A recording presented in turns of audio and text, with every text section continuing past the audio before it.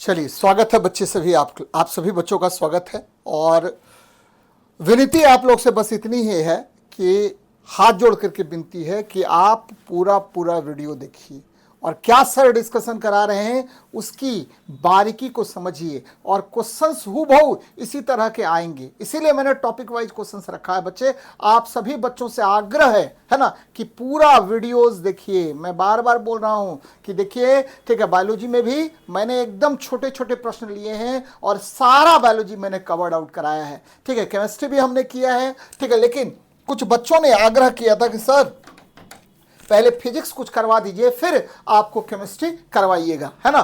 तो उसी सीरीज में हम आपको बिहार दरोगा के लिए स्पेशल, ठीक है, फिजिक्स के क्वेश्चंस जो बीपीएसएससी है ना बच्चे, आपको बिहार पुलिस अवर सेवा आयोग द्वारा जो पीछे एग्जाम हुआ है उसके आधार पर आपको 50 प्रश्न अभी आपको फिजिक्स के मैं करवाऊंगा। और आप सभी बच्चों से फिर से विनती है बच्चे कि आप जो है ना पूरा पूरा वीडियो देखिए और ठीक है, उसको नोट डाउन कीजिए। जहां जहां मैंने कुछ बारीक बातें बताई हैं उसको नोट डाउन कीजिए। इसी तरह के प्रश्न आपके एग्जाम में आएंगे, है ना। चलिए अगले प्रश्न पर बात करते हैं। पहला प्रश्न ये देखिए लाजवाब प्रश्न है। कह रहा है कि निम्नलिखित भौतिक राशियों और उनके मात्रकों यानी एसआई यूनिट्स में गलत का चयन कीजिए। Select the incorrect pair of physical quantities है ना एंड देयर एसआई यूनिट्स। देखिए, ज्योति तीव्रता का एसआई मात्रक कैंडेला होता है, सही है ना। पदार्थों की मात्रा का मात्रक क्या होता है? मोल होता है, ये भी सही है। समतल कोण का एसआई मात्रक होता है रेडियन, है ना।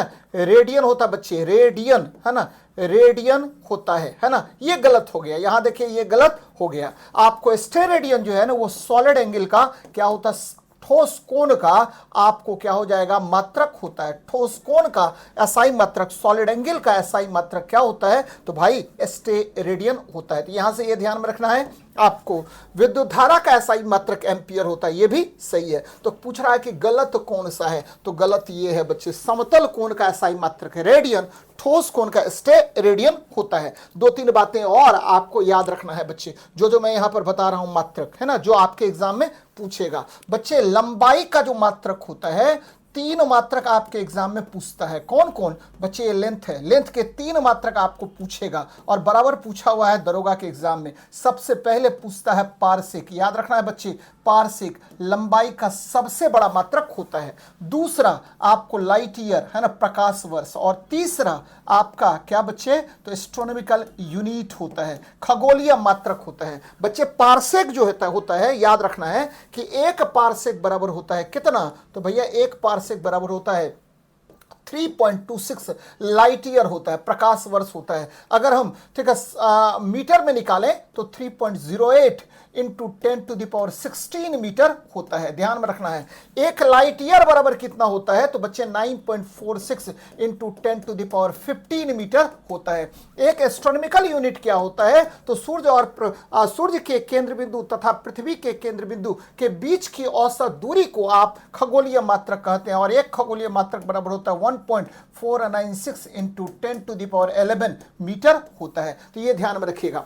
अब देखिए, है ना, 2-3 चीजें और बच्चे। ये तो लंबाई का मात्रक हो गया भाई। आपको ठीक है परमाणु का द्रव्यमान याद रखना। परमाणु का द्रव्यमान किसके द्वारा मेजर करते हैं? तो एटम का जो मास है, परमाणु का द्रव्यमान, इसको मापने के लिए एएमयू का यूज करते हैं बच्चे, एएमयू, एटॉमिक मास यूनिट। और एक एटॉमिक मास यूनिट बराबर कितना होता है? तो 1.66 इंटू 10⁻27 kg होता है। तो ये भी ध्यान में रखनी चाहिए आपको बच्चे, बराबर आपसे क्वेश्चन पूछेगा। चलिए 1-2 चीजें और जो आपको खूब क्वेश्चन पूछेगा बच्चा लोग, याद रखना है।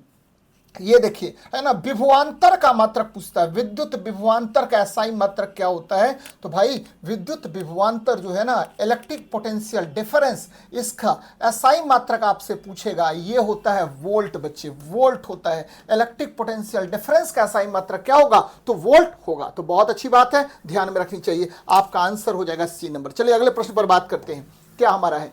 देखिए बहुत लाजवाब सवाल है। कह रहा है विस्थापन एक सदिश राशि है जबकि दूरी एक अदिश राशि है ना, कहीं से कोई दिक्कत नहीं है। Displacement is a vector quantity, है ना, क्वांटिटी है बच्चे, और distance is a scalar quantity, ये भी आपका सही है बच्चे। डिस्टेंस क्या है? Scalar quantity. तो ध्यान में रखना है कि आपको स्केलर में क्या होता है, स्केलर, स्केलर मतलब होता है अदिश, अदिश में क्या होगा तो परिमाण और मात्रक होता है, दिशा नहीं होती है। ध्यान में रखिए बच्चे, यूनिट होगा इसमें, है ना, फिर क्या होगा तो मैग्नीट्यूड होगा इसमें, लेकिन डायरेक्शन नहीं होगा, याद रखना है। और कुछ एग्जाम्पल जो आपके एग्जाम में पूछेगा, जैसे आपको पूछेगा, याद रखना बच्चे, ऊर्जा, है ना, ऊर्जा कौन सी राशि है तो भैया अदिश राशि है। बार बार आपसे क्वेश्चन पूछेगा कि विभवांतर, विद्युत विभवांतर, गुरुत्वीय विभवांतर, जो भी है बच्चे, विभवांतर कौन सी राशि है तो ये अदिश राशि है। दाब कौन सी राशि है तो अदिश राशि है, ध्यान में रखिएगा। विद्युत धारा कौन सी राशि है तो अदिश राशि है। आवेश कौन सी राशि है तो अदिश राशि है ना, तो ये सब याद रखना है बच्चे। चुंबकीय फ्लक्स कौन सी राशि है, जिसमें भी फ्लक्स लगा हो वो कौन सी राशि होगा तो अदिश राशि होता है, एकदम याद रखना भाई मेरे। अब देखिए, है ना, स्केलर क्वांटिटी हो गया। अब क्या आते हैं, वेक्टर पर आते हैं। तो वेक्टर क्या होता है, याद रखना है कि वेक्टर मतलब सदिश हो गया, इसमें आपको यूनिट भी होगा, है ना, आपका यूनिट भी होगा, मैग्नीट्यूड भी होगा और डायरेक्शन भी होगा। और डायरेक्शन देखिए क्या होता है तो भैया ये देखिए, ठीक है, एक्स एक्सिस में आई यूनिट वेक्टर होता है, वाई एक्सिस में जे यूनिट वेक्टर होता है और जेड एक्सिस में के यूनिट वेक्टर होता है। यानी इसमें सदिश राशियों में 3 डायरेक्शन होंगे। There are 3 directions of a vector quantity. और भाई इसमें ध्यान में रखना है, एग्जाम्पल के तौर पर याद रखिए बच्चे, विद्युत क्षेत्र, जिसमें भी क्षेत्र लगा हो सभी सदिश राशि होते हैं। इलेक्ट्रिक फील्ड बच्चे, है ना, फिर देखिए आपको याद रखना है इलेक्ट्रिक फील्ड कौन सी राशि, सदिश राशि। फिर देखना है आपको क्या कि जिसमें भी बल लगा हो, फोर्स कौन सी राशि तो भाई मेरे सदिश राशि होगा। या आपको क्या लगा हो, याद रखना है कोणीय, कोणीय विभवांतर,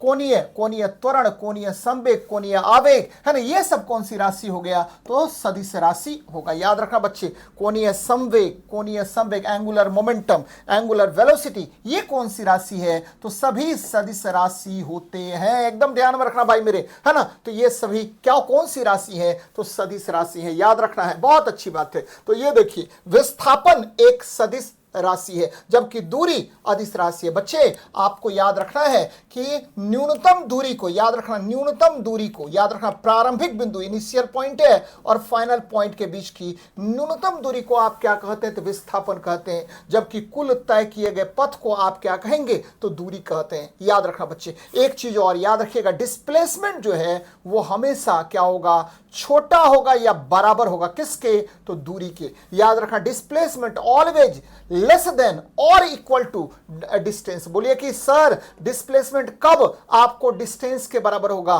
तो तभी बराबर होगा डिस्प्लेसमेंट डिस्टेंस के जब आपको वस्तु सरल रेखा पथ पर गमन करे। वस्तु सरल रेखा पथ पर गमन करता है, एकदम याद रखिए, सरल रेखा पथ पर गमन करता है, तब आपको विस्थापन बराबर दूरी होता है। नहीं तो विस्थापन आपको हमेशा लेस देन इक्वल टू क्या होगा डिस्टेंस के होगा। सरल रेखा पथ पर गमन करता है बच्चे, तो याद रखिएगा गमन करता है। और यह भी पूछता है, याद रखना बच्चे, कि डिस्टेंस बटा डिस्प्लेसमेंट क्या होगा तो ग्रेटर देन इक्वल्स टू 1, है ना। डिस्प्लेसमेंट बटा डिस्टेंस क्या होगा तो डिस्प्लेसमेंट बटा डिस्टेंस जो है वो होगा बच्चे डिस्टेंस बटा डिस्प्लेसमेंट हो जाएगा, ठीक है, वही बात मैंने यहां लिख दिया है ना। डिस्प्लेसमेंट बटा डिस्टेंस क्या होगा तो लेस देन इक्वल्स टू 1 होगा। तो बच्चे ये बहुत महत्वपूर्ण है। अब देखिए दूसरा, किसी वस्तु का विस्थापन शून्य हो सकता है, एकदम सही है जी, है ना, शून्य हो सकता है, लेकिन दूरी कभी शून्य नहीं हो सकता है। याद रखना है कि कोई भी सदिश राशि अगर होगा, वेक्टर क्वांटिटी होगा, तो वेक्टर क्वांटिटी क्या हो सकता है बच्चे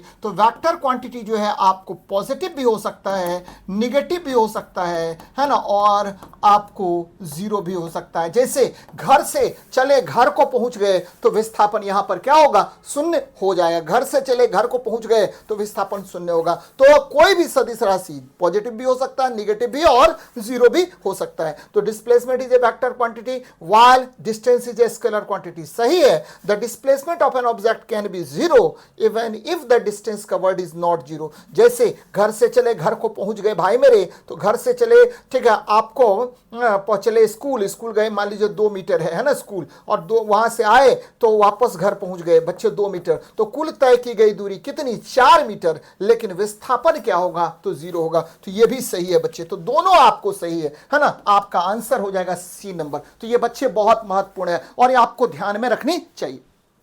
आगे देखते हैं नेक्स्ट क्वेश्चन क्या कह रहा है, देखिए बड़ा अच्छा सवाल है। कह रहा है कि हाइग्रोमीटर, भाई हाइग्रोमीटर के द्वारा आप क्या करते हैं, तो बच्चे इससे आर्द्रता मेजर करते हैं ना, आर्द्रता को मापते हैं, ह्यूमिडिटी को मेजर किया जाता है, यानी वायु में, याद रखना बच्चे, वायु में उपस्थित, ठीक है, आपको समान ताप एवं दाब पर वायु में उपस्थित, ठीक है, जलवाष्प की मात्रा को आप आर्द्रता कहते हैं ना, आपको समान ताप एवं दाब पर, याद रखना समान ताप एवं दाब पर, किस पर, समान ताप एवं दाब पर, कि क्या बच्चे, तो ठीक है, वायु में, ठीक है, वायु में जल की मात्रा को, जलवाष्प की मात्रा को, जलवाष्प की मात्रा क्या कहलाएगा, तो भाई मेरे यही कहलाता आर्द्रता, एकदम याद रखिएगा, यही आर्द्रता कहलाएगा, है ना। तो हाइग्रोमीटर आपको क्या मेजर करेगा, तो आपेक्षिक आर्द्रता, ध्यान में रखिए, आपेक्षिक आर्द्रता, रिलेटिव ह्यूमिडिटी क्या होता है, तो बच्चे आपको समान ताप दाब पर, ठीक है, वायु में जल की मात्रा या जलवाष्प की मात्रा, और उसी वायु को संतृप्त करने के लिए जितना जलवाष्प की मात्रा होगा उसके अनुपात को आप आपेक्षिक आर्द्रता कहते हैं, और आपेक्षिक आर्द्रता को हमेशा अनुपात में मापते हैं, एकदम याद रखिएगा, किसमें मेजर करेंगे, तो अनुपात में मापते हैं बच्चे याद रखना है।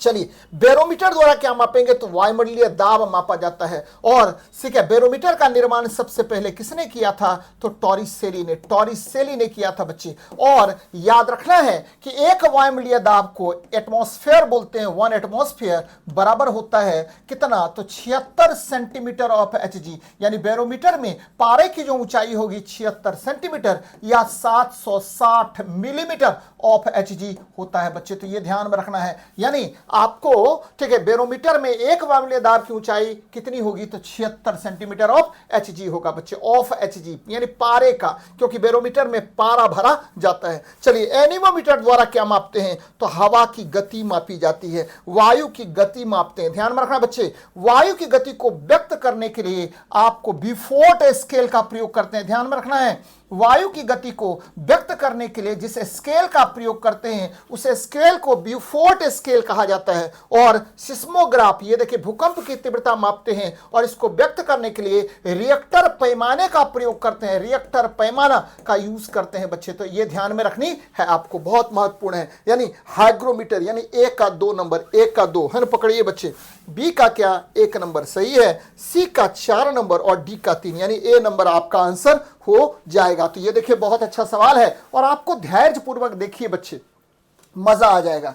यहां देखिए, देखिए कितना अच्छा सवाल है, देखिए क्या कह रहा है, क्वेश्चन में क्या कह रहा है, क्वेश्चन में कह रहा है कि न्यूटन की, देखिए तीसरा नंबर सवाल कहां गया भाई मेरे, तीसरा हो गया है ना, अरे बाबा बहुत तेज गति से भाग रहे हैं, है ना। ये देखिए चौथा है, ठीक है। न्यूटन के गति के संदर्भ में निम्नलिखित कथनों में से कौन सा सही नहीं है। बच्चे आपको एकदम ध्यान में रखना है, न्यूटन का गति नियम, न्यूटन्स लॉज ऑफ मोशन, समझिएगा बहुत अच्छे से समझिएगा। न्यूटन्स लॉज ऑफ मोशन आपको याद रखना है कि न्यूटन ने अपने गति का नियम दिया, किसमें दिया, तो भाई मेरे आपको याद रखना है कि न्यूटन साहब ने अपने गति का लॉज ऑफ मोशन बच्चे, है ना, गति का नियम किसमें दिया, तो भैया ये गति का नियम दिया था, उनके किताब का नाम था प्रिंसिपिया। याद रखना बच्चे, क्या नाम था किताब का, तो प्रिंसिपिया बच्चे, है ना। इस किताब में इन्होंने गति के 3 नियम दिए थे। कितने गति के नियम, तो there are 3 important laws of motion, है ना। ध्यान में रखिए कौन कौन। पहला नियम बच्चे, पहला नियम क्या क्या करता है, तो आपको याद रखना है, बल का परिभाषा देता है, डिफिनेशन ऑफ फोर्स देगा, बल की परिभाषा देता है, एकदम याद रखिएगा, ठीक है। न्यूटन का पहला गति नियम आपको डिफिनेशन ऑफ फोर्स देता है, डिफिनेशन ऑफ फोर्स देगा, एकदम ध्यान में रखना भाई मेरे। दूसरा क्या देगा, तो भाई मेरे ये देगा जड़त्व की परिभाषा, जड़त्व यानी इनर्शिया के बारे में बताता है, इनर्शिया के बारे में बताता है। याद रखिएगा कि inertia directly proportional to mass होगा, higher the inertia higher the mass, lower the inertia lower the mass, यानी पहले नियम से जड़त्व की भी परिभाषा मिलती है। अगर कोई वस्तु विराम में है तो हमेशा विराम में रहेगा, और अगर गति में है तो अपनी गति की अवस्था को बनाए रखना चाहता है। और तीसरा बच्चे, शून्य त्वरण की अवस्था के बारे में भी इससे पता चलता है, यानी अगर कोई वस्तु विराम में है तो विराम में रहेगा, और अगर गति में है तो गति में रहेगा, यानी जीरो। ठीक है, आपको एक्सेलरेशन की बात मैं कर रहा हूं, यह भी इससे प्राप्त होता है। यानी न्यूटन के पहले गति नियम से we have to obtain definition of force, we have to obtain inertia, ठीक है, और आपको जीरो एक्सेलरेशन यहां से ऑब्टेन होता है। बहुत अच्छी बात है बच्चे। दूसरा, न्यूटन के दूसरे गति नियम से आपको क्या प्राप्त होता है? तो भाई मेरे, न्यूटन के दूसरे गति नियम से यहां भी तीन चीज प्राप्त होता है, याद रखना है। क्या? पहला तो F बराबर ma, याद रखना है कि समवेग में परिवर्तन की दर बल के बराबर होता है, rate of change in momentum is equals to क्या बच्चे? फोर्स होता है, यह भी ध्यान में रखना बच्चे। और दूसरा याद रखना, मोमेंटम का डिफिनेशन प्राप्त होता है P बराबर mv, मोमेंटम का डिफिनेशन प्राप्त होगा, यह होता है P बराबर mv, यानी संवेग के विषय में यहां से जानकारी आपको प्राप्त होती है। और तीसरा आवेग बच्चे, आवेग को बोलते हैं इंपल्स, है ना। आपको क्या होता है? आवेग मतलब इंपल्स बच्चे, इंपल्स के विषय में जानकारी प्राप्त होती है। और ये क्या होता है? तो force into short interval of time को आप क्या कहते हैं? तो आवेग कहते हैं। तो बहुत अच्छी बात है ना। यहां से तीन चीज प्राप्त होगा, देखिए, है ना। कौन कौन? तो भैया ठीक है, बल बराबर क्या होता है? द्रव्यमान गुना त्वरण। बल बराबर क्या होता है? संवेग में परिवर्तन की दर, है ना। बल बराबर आपको दूसरा क्या प्राप्त होता है? तो मोमेंटम प्राप्त होगा। संवेग के विषय में जानकारी प्राप्त होती है, संवेग बच्चे।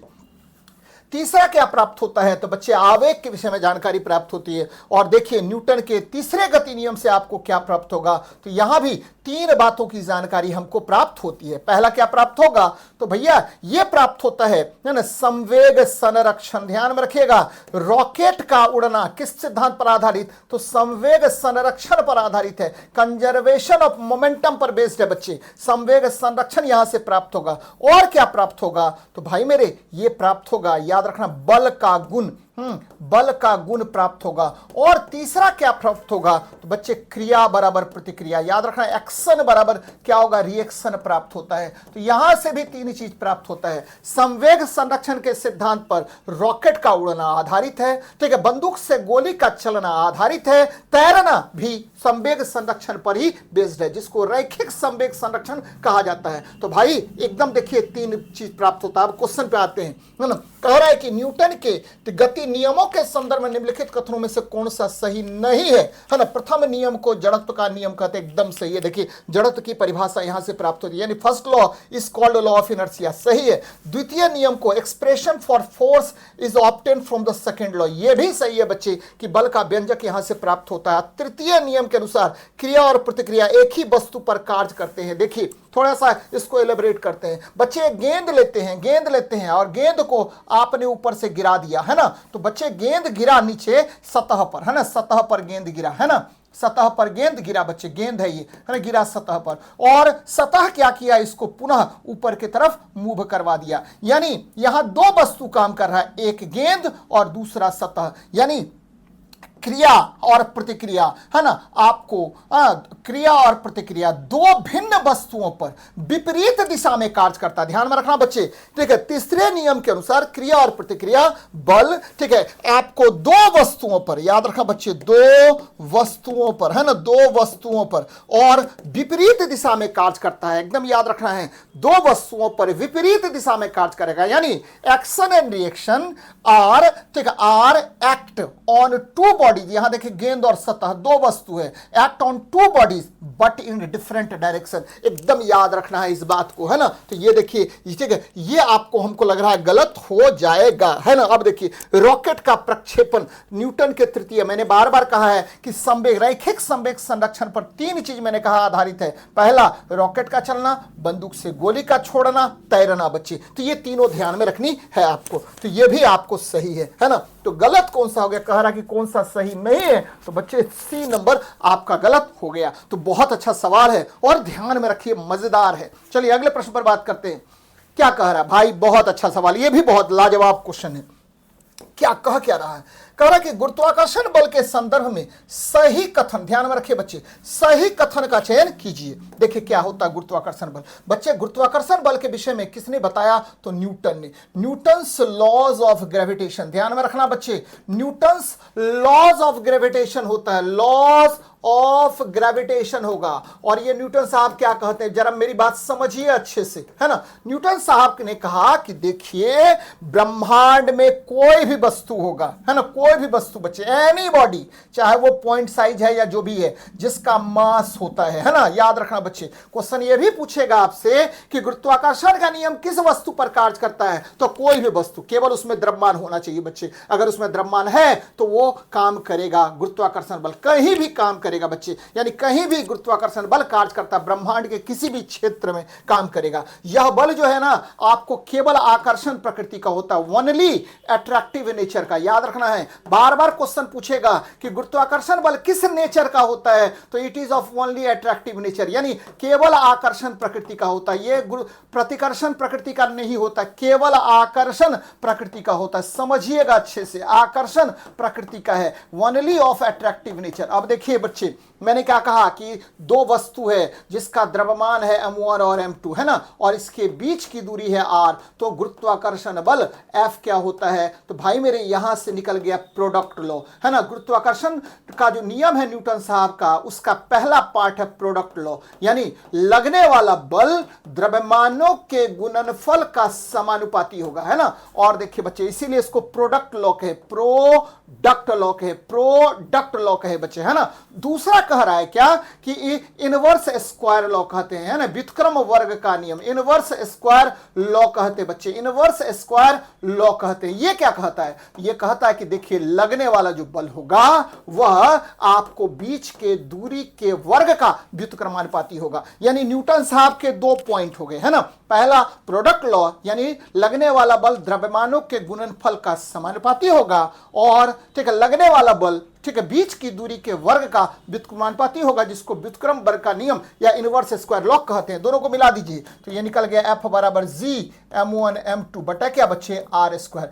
G बराबर क्या है? तो गुरुत्वाकर्षण नियतांक। याद रखना बच्चे, कौन सा नियतांक है? तो ये यूनिवर्सल ग्रेविटेशनल कांस्टेंट कहते हैं, और इसका मान कितना होता है? तो 6.67 इंटू 10⁻11 न्यूटन मीटर स्क्वायर पर केजी स्क्वायर, 6.625 बच्चे, 6.625 इंटू 10⁻ क्या बच्चे -11 न्यूटन मीटर स्क्वायर पर केजी स्क्वायर होता है। तो बहुत अच्छी बात है, ध्यान में रखना है आपको। और इसका मान किसने निकाला? तो हेनरी कैवेंडिश ने। ध्यान में रखना, ये किसने इसका मान निकाला था? तो हेनरी कैवेंडिश नामक वैज्ञानिक ने इसका मान निकाला था। किसका? तो बच्चे बड़े वाले जी का। इसका मान कहीं बदलता नहीं है, हर जगह इसका मान नियत होता है। और बच्चे अब क्वेश्चन पर आते हैं, गुरुत्वाकर्षण बल के संदर्भ में सही कथन। जी, सर्वात्रिक गुरुत्वाकर्षण नियतांक का मान सभी स्थानों पर समान रहता है। एकदम सही है बच्चे, हर जगह इसका मान क्या होगा? इसका वैल्यू जो है वो नियत होगा।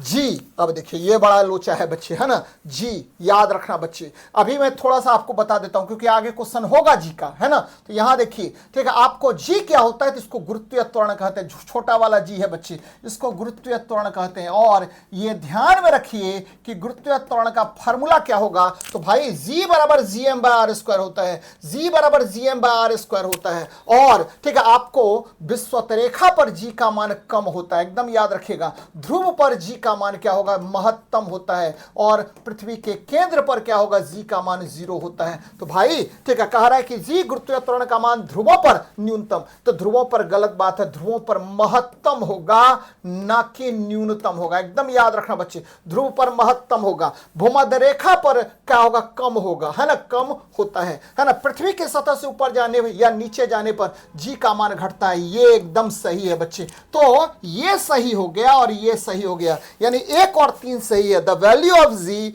Universal gravitational constant remains the same at all places, ये सही है ना। और आपको the value of g decreases on going above और बिलो द अर्थ सरफेस, दोनों आपका सही है, यानी सही हो गया 1 और 3। तो आंसर हो जाएगा आपका सी नंबर। तो बहुत अच्छा सवाल है बच्चे, आगे बढ़ते हैं। ये देखिए, ये भी लाजवाब क्वेश्चन है। कह रहा कार्य, ऊर्जा और शक्ति के बारे में निम्नलिखित कथनों पर बात कीजिए। बहुत अच्छा सवाल है और ध्यान दीजिएगा मेरी बात को। जैसे ही कार्य बोले भाई, कार्य बोले तो आपको याद रखना वर्क है ना, वर्क की बात मैं कह रहा हूं। और वर्क की बात जब भी करते हैं तो ध्यान में रखिए बच्चे कि फोर्स डॉट डिस्प्लेसमेंट है ना, आपको बल और विस्थापन का अदिश गुणनफल कार्य कहलाता है। यानी अगर किसी वस्तु पर बल लगे और बल की दिशा में विस्थापन उत्पन्न हो तो वस्तु द्वारा किया गया कार्य समझा जाता है। अब देखिए यहां पर देखिए बच्चे क्या कह रहा है ऑप्शन में, कह रहा कि यदि विस्थापन बल की दिशा के लंबवत हो तो किया गया कार्य अधिकतम होता है। बच्चे अगर मान लीजिए कि विस्थापन और बल एक दूसरे से 90 डिग्री पर हो तो किया गया कार्य F बराबर 0 हो जाएगा, क्योंकि Fs cos 90 बराबर 0 होता है। कार्य महत्तम कब होगा, वर्क महत्तम कब होगा, जब बल और विस्थापन समानांतर हो। याद रखना बल एवं विस्थापन क्या होगा, समांतर हो बच्चे, समांतर हो, तभी जाकर के कार्य होगा तो महत्तम होगा। तो ध्यान में रखिए बच्चे है ना, कह रहा है कि विस्थापन बल की दिशा के लंबवत हो तो किया गया कार्य अधिकतम। गलत बात है भैया, ये शून्य होगा ना कि अधिकतम होगा, है ना। चलिए, किलोवाट घंटा शक्ति का नहीं बल्कि ऊर्जा का मात्रा, एकदम सही है बच्चे। ध्यान में रखिएगा कि 1 किलोवाट आवर को आप क्या कहते हैं, तो 1 यूनिट कहते हैं। और 1 यूनिट बराबर कितना, तो 3.6 इंटू 10⁶ जूल होता है। तो ये देखिए बहुत अच्छा सवाल हो गया है ना, ध्यान में रखिएगा। ये ऊर्जा का मात्रक है। शक्ति का मात्रक क्या होगा बच्चे, तो वॉट होता है। याद रखना है शक्ति का मात्रक क्या हुआ, तो वॉट, शक्ति का मात्रक वॉट होता है। शक्ति का एसआई मात्रक क्या होगा, तो एसआई मात्रक आपको वॉट होता है। और 1 वॉट बराबर 1 जूल पर सेकेंड होता है। 1 जूल बटे 1 सेकेंड को आप 1 वॉट कहते हैं। इसका अन्य मात्रक क्या होगा, तो भैया किलोवाट होता है, मेगावाट होता है या गीगावाट होता है। किलो मतलब 10⁻³ वाट हो गया, मेगा मतलब 10⁶ वाट हो गया, गीगा मतलब 10 बच्चे 9 वाट हो गया। तो इस तरह से ध्यान में आपको रखनी चाहिए। तो क्या कह रहा है कि किलोवाट घंटा शक्ति का नहीं बल्कि ऊर्जा का मात्रक है, ये सही है। स्वतंत्रता पूर्वक गिरती हुई वस्तु की कुल यांत्रिक ऊर्जा संरक्षित रहती है। बच्चे अगर कोई वस्तु ऊपर से नीचे गिरेगा, ध्यान में रखेगा, ऊपर से नीचे गिरेगा तो क्या होगा भाई मेरे, तो इसका ऊपर से नीचे गिर रहा है तो इसका काइनेटिक एनर्जी बढ़ता है लेकिन पोटेंशियल एनर्जी घटता है, लेकिन कुल ऊर्जा हमेशा संरक्षित रहेगा। टोटल एनर्जी हमेशा क्या होगा, संरक्षित रहता है। तो ये भी सही है बच्चे। यानी ठीक है, आपको स्वतंत्रता पूर्वक गिरती हुई वस्तु की कुल ऊर्जा, कुल यांत्रिक ऊर्जा संरक्षित रहती है, ये सही है। तो आपको सही हो गया 2 और 3 बच्चे। यहां देख लीजिए kilowatt hour is a unit of energy not power, ये सही है ना। और the total mechanical energy of a free falling object remain conserved, यानी यहां से सही कौन हो गया, तो 2 और 3। तो देखिए 2 और 3 कहां है, तो बी नंबर ऑप्शन है बच्चे। तो बहुत मजेदार सवाल है और आपको ध्यानपूर्वक देखनी चाहिए। आगे देखते हैं क्या कह रहा है। भू स्थिर उपग्रह का परिक्रमण काल 24 घंटा होता है। देखिए ये देखिए, ये आपको पृथ्वी है बच्चे, ये आपको पृथ्वी है ना। भू अस्थैतिक उपग्रह, जैसे सवाल पूछे भू स्थैतिक उपग्रह का तो ध्यान में रखिएगा कि यह विषुवत रेखीय कक्षा में चक्कर लगाता है। कौन, तो ऐसा उपग्रह जो विषुवत रेखीय कक्षा में चक्कर लगाएगा, किधर से किधर, तो वेस्ट टू ईस्ट, उसे आप क्या कहते हैं, तो भू स्थिर उपग्रह कहते हैं। ध्यान में रखना बच्चे, ठीक है। भू स्थिर उपग्रह किधर से किधर चक्कर लगाएगा, तो भू स्थिर उपग्रह चक्कर लगाता, उपग्रह चक्कर लगाता है। ध्यान में रखिएगा, चक्कर लगाता है किधर से किधर भाई मेरे, तो ये चक्कर लगाता है, आपको याद रखना है पश्चिम से पूर्व, वेस्ट टू ईस्ट चक्कर लगाएगा। और ठीक है, ऊंचाई कितनी होगी, तो हाइट होती है 36,000 किलोमीटर की ऊंचाई पर यह स्थित होगा। ठीक है बच्चे, उपयोग किस में करेंगे, तो संचार के क्षेत्र में उपयोग करते हैं, संचार में इसका उपयोग करते हैं भाई। इसका आवर्तकाल कितना होता है, तो टाइम पीरियड 24 घंटा होता है, एकदम याद रखिएगा। ऐसा उपग्रह जो पृथ्वी के विषुवत रेखीय कक्षा में चक्कर लगाएगा, पश्चिम से पूर्व चक्कर लगाएगा, जिसे पृथ्वी से देखने पर क्या होगा, कहीं से भी पृथ्वी से देखेगा ना तो यह स्थिर दिखाई देगा। तो यह भी लिख लीजिए बच्चे।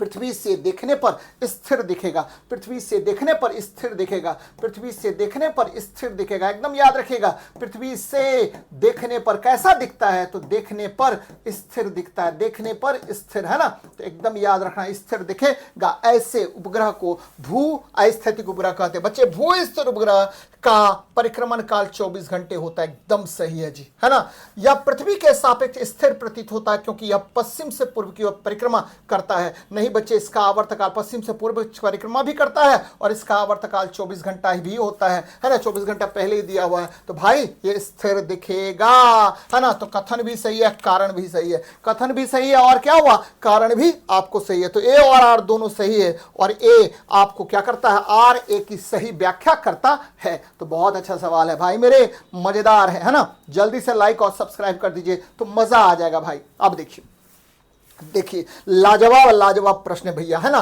पहला प्रश्न देखिए क्या कह रहा है, ठीक है। निम्नलिखित परिघटनाओं और उनके कारणों का सही मिलान कीजिए, ठीक है। कह रहा है match the following phenomena correctly, ठीक है, विथ देयर काउजेस। देखिए क्या लाजवाब प्रश्न है भाई मेरे, है ना। कह रहा वर्षा की बूंदों का गोलाकार होना। बच्चे आपको याद रखिएगा, पृष्ठ तनाव, पृष्ठ तनाव यानी सरफेस टेंशन बराबर क्या होगा, तो भाई मेरे सरफेस टेंशन बराबर होता है ना। आपको सरफेस टेंशन बराबर क्या होता है, तो फोर्स अपॉन लेंथ होता है, फोर्स अपॉन लेंथ होता है, याद रखिएगा। या आपको क्या होगा, एक और फॉर्मूला होता है सरफेस एनर्जी यानी पृष्ठ ऊर्जा बटा क्षेत्रफल। पृष्ठ ऊर्जा बटा क्या होता है, क्षेत्रफल होता है। एकदम ध्यान में रखिएगा, पृष्ठ ऊर्जा बटा क्या होता है, क्षेत्रफल होता है, यानी एरिया होता है भाई मेरे।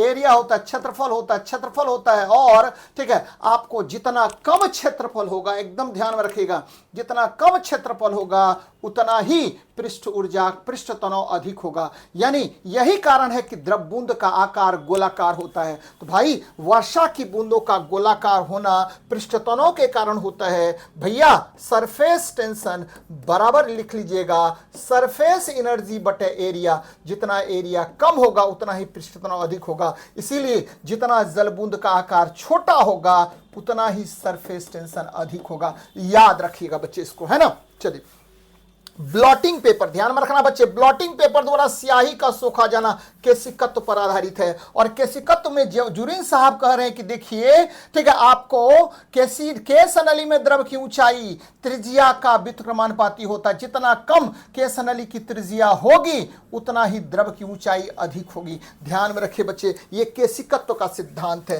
ना। ब्लॉटिंग पेपर द्वारा स्याही का सोखा जाना, आपको लालटेन की बत्ती में तेल का ऊपर चढ़ना। ध्यान में रखिएगा, आपको याद रखिएगा, लालटेन की बत्ती द्वारा तेल का ऊपर चढ़ना। आपको कृत्रिम उपग्रह में आपको जितने भी एस्ट्रोनॉट होते हैं उसका केशनली द्वारा जल का सेवन करना, सभी केशिकत्व के परिघटना पर आधारित है। पानी पर सुई का तैरना, बच्चे ये किस पर आधारित है, तो ये आर्किमिडीज का सिद्धांत है। यानी तैरना या प्लवन का सिद्धांत किसने दिया था, तो फ्लोटेशन, लॉ ऑफ फ्लोटेशन दिया था आपको आर्किमिडीज महोदय ने। बच्चे अगर धीरे से सुई रख देंगे पानी के तल पर तो यह तैरेगा, ठीक है। इसके तैरने का मुख्य कारण क्या होता है, तो आर्किमिडीज का सिद्धांत होता है। हाइड्रोलिक ब्रेक याद रखना है ना। हाइड्रोलिक ब्रेक पास्कल के सिद्धांत पर कार्य करता है बच्चे। यानी द्रव में दाब से संबंधित नियम किसने दिया था, तो द्रव में लिक्विड में प्रेशर से संबंधित नियम दिया था आपको पास्कल महोदय ने। तो बच्चे ए का 2 नंबर और ए का 2 नंबर और बी का क्या 1 नंबर, सी का क्या 3 नंबर। देखिए गड़बड़ हो गया है ना, ए का 2 नंबर, बी का 1 नंबर, सी का 3 नंबर, यानी आपको सी नंबर आंसर हो जाएगा। तो बच्चे यहां से ध्यान में रखना है, वर्षा की बूंदों का गोलाकार होना पृष्ठ तनाव के कारण, ठीक है। केशिकत्व का कार्य करना, लालटेन की बत्ती में तेल का ऊपर चढ़ना, ठीक है। आपको जालम में जल का ऊपर चढ़ना, ये सब केशिकत्व की परिघटनाएं हैं बच्चे। तो ये ध्यान में रखना है। आगे बढ़ते हैं। देखिए श्यानता, बहुत अच्छा सवाल है। श्यानता के संबंध में गलत कथन की चयन कीजिए। देखिए श्यानता होता क्या, पहले ये जान लेते हैं उसके बाद आगे बढ़ेंगे, है ना। ये देखिए श्यानता होता क्या है भाई मेरे, आप सभी बच्चों को पता है कि दो ठोस के सतहों के बीच क्या लगता है, तो भैया ये घर्षण लगता है। और द्रव के सतह के बीच, याद रखना, तरल के सतहों के बीच घर्षण बल।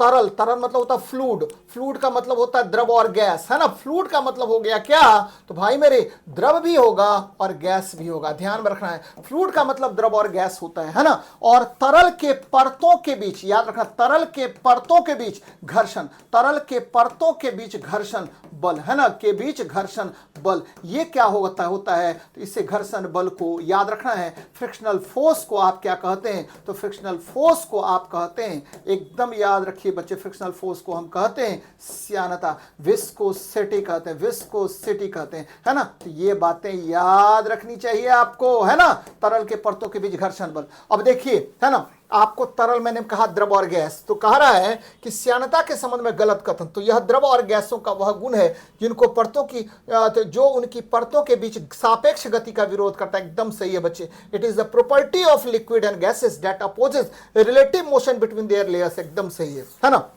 अब देखिए भाई, बहुत अच्छी बात मैं बता रहा हूं, ये देखिए, ठीक है। श्यानता का एसआई मात्रक, ध्यान में रखना, श्यानता का एसआई मात्रक क्या होता है, तो भाई आपको पॉइज होता है, याद रखिएगा, पॉइज, है ना, पॉइजूली होता है, पॉइजूली, है ना, ध्यान में रखिएगा। एसआई मात्रक पॉइजूली होता है, याद रखिए बच्चे। सीजीएस मात्रक क्या होता है, तो भैया सीजीएस मात्रक होता है पॉइज, है ना, सीजीएस मात्रक होता है पॉइज। देखिए बहुत अच्छी बात है, एसआई मात्रक पॉइजली और सीजीएस मात्रक क्या होगा, पॉइज होगा। अब देखिए मेरी बात समझिएगा बच्चे, श्यानता गुणांक, है ना, किसका, तो बच्चे द्रव का, इनवर्सली प्रोपोर्शनल टू 1 क्या होता है, टेम्परेचर होता है। यानी तापमान बढ़ेगा तो द्रव की श्यानता घटेगी, है ना। और बच्चे गैस की श्यानता डायरेक्टली प्रोपोर्शनल टू होता है क्या, टेम्परेचर के। तापमान बढ़ेगा तो गैस की श्यानता बढ़ेगी, एकदम याद रखिएगा। द्रव का तापमान बढ़ाने से द्रव की श्यानता घटती है और गैस का तापमान बढ़ाने से गैस की श्यानता बढ़ती है ना बच्चे। क्योंकि द्रव की श्यानता निर्भर करता ससंजक बल पर, ससंजक बल पर, ससंजक बल पर, यानी कोहेसिव फोर्स पर यह डिपेंड करेगा। जबकि गैस की श्यानता डिपेंड करता है गैस अणुओं के गति पर, गैस अणुओं के गति पर निर्भर करता है, एकदम याद रखिएगा, अणुओं की गति पर यह डिपेंड करेगा। बहुत महत्वपूर्ण है बच्चे।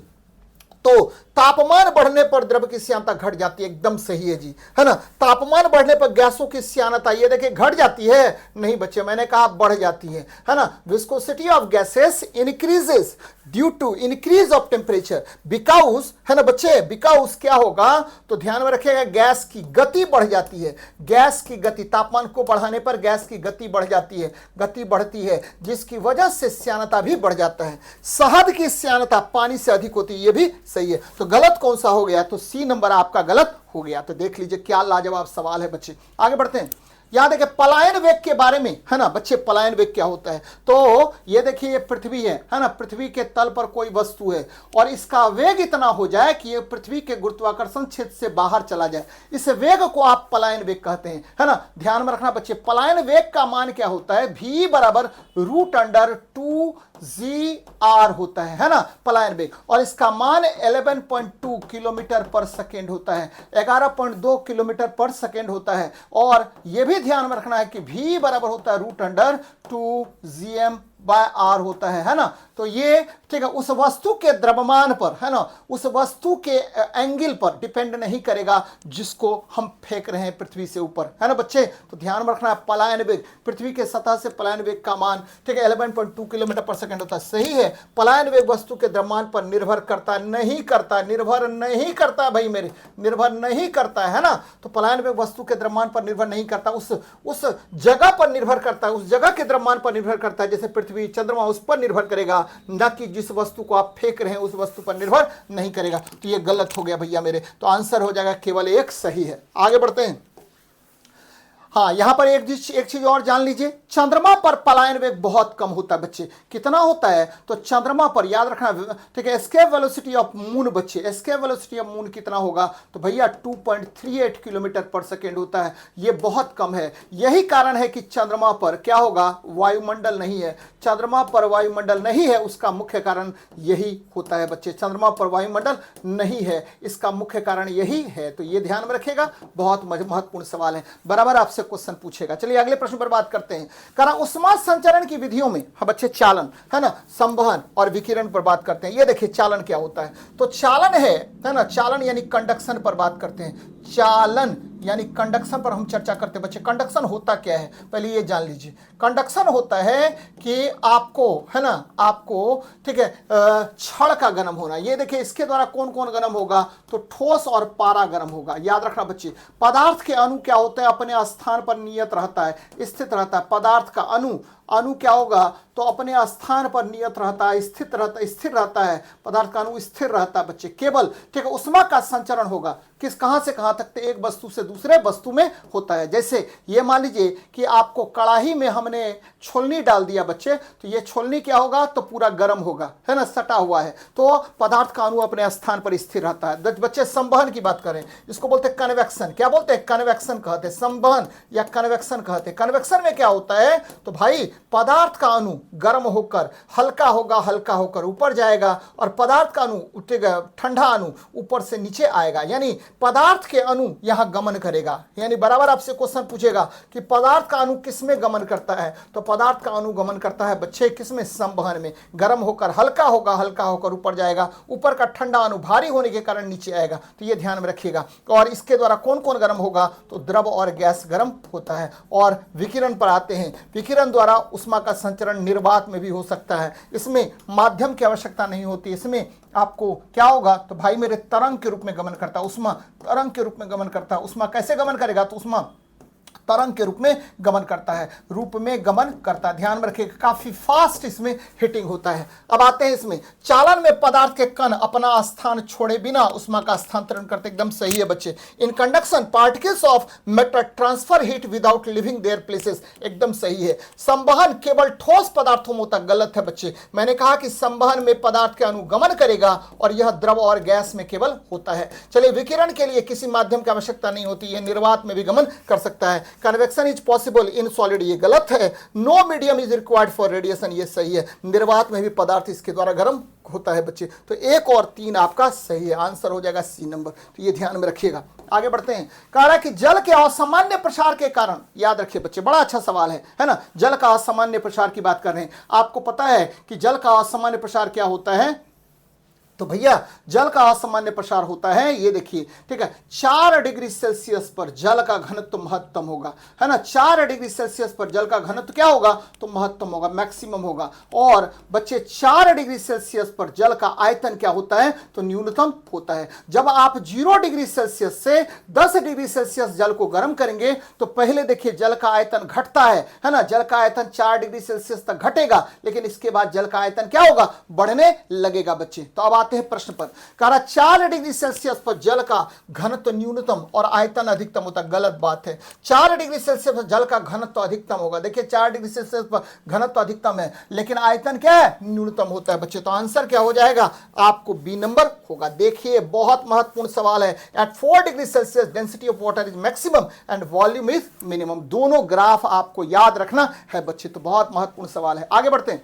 कह रहा है विशिष्ट उष्मा और गुप्त उष्मा के संदर्भ में, ठीक है बच्चे, बहुत अच्छा सवाल है। और देखिए क्या कह रहा है, सवाल में क्या कह रहा है भाई मेरे, बहुत अच्छा सवाल है, ध्यान दीजिएगा जरा, है ना। यहां देखिए विशिष्ट उष्मा पर हम बात कर रहे हैं, किस पर, तो स्पेसिफिक हीट पर बात कर रहे हैं। जरा देखिए विशिष्ट उष्मा कहते किसको है, स्पेसिफिक हीट किसको कहते हैं, तो बच्चे स्पेसिफिक हीट कहते हैं, ठीक है। आपको स्पेसिफिक हीट कहते हैं क्या, कि ये देखिए 1 केजी का वस्तु है कोई, है ना, इसका तापमान कितना, 1 डिग्री सेल्सियस बढ़ाने के लिए आवश्यक उष्मा की मात्रा को आप क्या कहते हैं, तो विशिष्ट उष्मा कहते हैं बच्चे। यानी 1 केजी की वस्तु का तापमान 1 डिग्री सेल्सियस बढ़ाने के लिए जितना उष्मा की आवश्यकता होती है, उसे आप विशिष्ट उष्मा कहते हैं। और Q बराबर होता है क्या बच्चे, तो MS डेल्टा T। और यहाँ S क्या है, विशिष्ट उष्मा, तो S बराबर हो गया Q बटे M इंटू डेल्टा T। बच्चे विशिष्ट उष्मा का मात्रक क्या होगा, तो भाई मेरे जूल और पर केजी इंटू केल्विन हो जाएगा। जूल पर केजी केल्विन को आप क्या कहते हैं, तो भाई आप विशिष्ट उष्मा कहते हैं। यानी 1 केजी की वस्तु का तापमान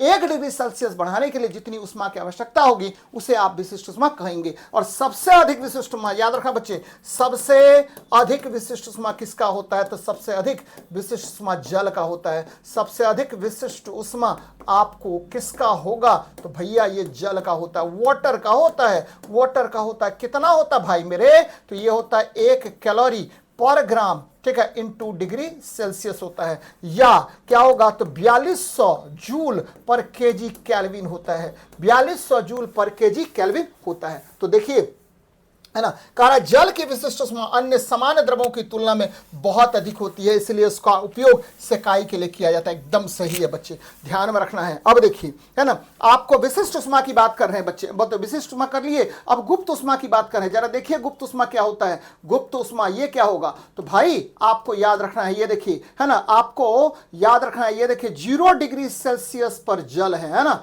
आपको 0 डिग्री सेल्सियस पर क्या है, तो बच्चे बर्फ है, और 0 डिग्री सेल्सियस पर जल में बदलने के लिए, है ना, 0 डिग्री सेल्सियस पर क्या है भाई, बर्फ है ना, ये देखिए, और 0 डिग्री सेल्सियस पर जल में बदलने के लिए, ये देखिए तापमान समान है बच्चे, अवस्था भिन्न है, तो ठीक है, समान तापमान पर अवस्था परिवर्तन के लिए आवश्यक ऊष्मा को आप क्या कहते हैं, तो भाई साहब इसे ही आप गुप्त ऊष्मा कहते हैं। एकदम याद रखिएगा, समान तापमान पर अवस्था परिवर्तन के लिए आवश्यक ऊष्मा की मात्रा को आप क्या कहते हैं, तो गुप्त ऊष्मा कहते हैं। फिर से मैं रिपीट कर रहा हूं, समान तापमान पर अवस्था परिवर्तन के लिए आवश्यक ऊष्मा की मात्रा को गुप्त ऊष्मा कहते हैं। बच्चे आपको 100 डिग्री सेल्सियस जल में कितना ऊष्मा होगा, तो भाई मेरे 100 डिग्री सेल्सियस जल में आपको 100 कैलोरी ऊष्मा होता है, जबकि आपको 100 डिग्री सेल्सियस वाष्प में कितना ऊष्मा होगा भाई मेरे, तो ये होता है 640 कैलोरी ऊष्मा। किसकी वजह से, तो गुप्त ऊष्मा के कारण। तो यहां देखिए क्या कह रहा है कि उबलते पानी की अपेक्षा, है ना,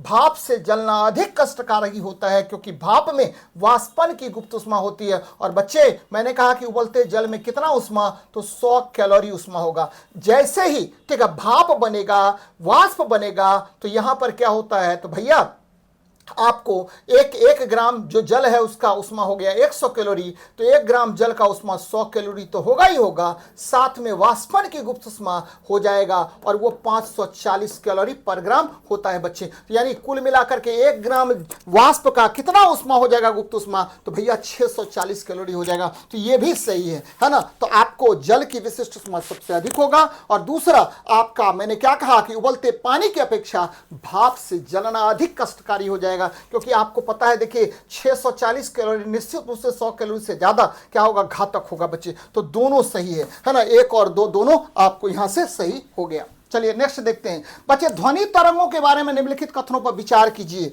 बहुत अच्छा सवाल है, यह भी देखना चाहिए आपको। देखिए क्या कह रहा है, कह रहा है ध्वनि तरंगों के बारे में निम्नलिखित कथनों पर विचार कीजिए। ध्वनि तरंग है क्या बच्चे, पहले ये जान लेते हैं, है ना। देखिए मेरी बात समझिए, ध्वनि तरंग, जैसे ध्वनि तरंग की बात हम करते हैं तो साउंड वेव्स हो गया, और साउंड वेव्स की बात जब भी कीजिएगा तो याद रखिएगा बच्चे, ये कौन सा तरंग है, तो यह अनुदैर्ध्य तरंग है। अनुदैर्ध्य तरंग होता है, ध्यान में रखना बच्चे, कौन सा तरंग है, तो अनुदैर्ध्य तरंग है। लॉन्गिट्यूडिनल वेव है, अनुदैर्ध्य तरंग है बच्चे। और कैसे गमन करेगा, माध्यम से, तो बच्चे इसके लिए माध्यम आवश्यक है ना। और कैसे गमन करेगा, तो ये माध्यम से गमन करेगा संपीड़न यानी कंप्रेशन, और बच्चे फिर देखिए रेयरफेक्शन, फिर क्या, तो बच्चे संपीड़न विरलन के रूप में गमन करेगा। संपीड़न में क्या होगा, तो घनत्व का मान ज्यादा होगा, दाब का मान ज्यादा होगा। तो विरलन में क्या होगा, तो दाब का मान कम होगा, घनत्व का मान क्या भी कम होगा बच्चे, है ना। और ध्वनि की चाल याद रखना, ध्वनि की चाल सबसे ज्यादा किस में होगी, तो भैया ठोस में होता है। ध्वनि निर्वात में गमन नहीं करता, उसके बाद द्रव में होगा, उसके बाद किस में होगा, तो गैस में होता है। तो भाई ध्वनि तरंग निर्वात में गमन नहीं कर सकती है, गलत बात है ना।